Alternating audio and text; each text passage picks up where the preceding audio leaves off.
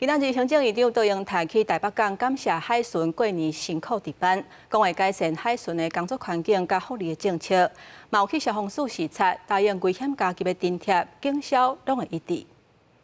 603，这里是中华民国海巡署 PV 183庭广播。你未经许可进入我方水域，你的行动已影响我国海域秩序及安全。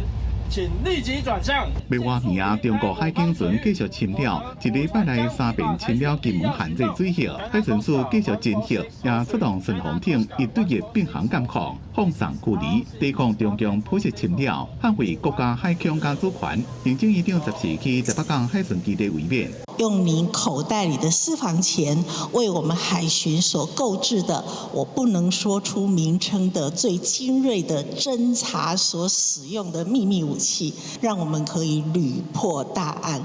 我也诚挚的恳请，我们善加利用每一分资源的时候，各位也要好好的去利用、珍惜每一份人民托付给我们的任务跟使命。关闭人工海巡署伫第一线，充分感受中国的敌意，即个有增加无减少。国防特别条例草案袂当搁拖，杜英泰是强调，先加利用经费，加速组建的计划，改善遗体接训环境。过年后会检讨相关人员的福利政策。 在过年这段时间，全台湾的消防人员共管是24点钟个特群。杜英泰讲，会加内政部研究，和警消的福利待遇拢共款。危险的加急这个部分，那我们认为警消应该是站在同一线上。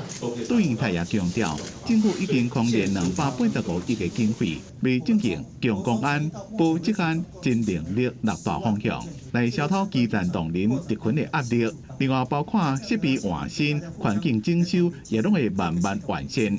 记者综合报道。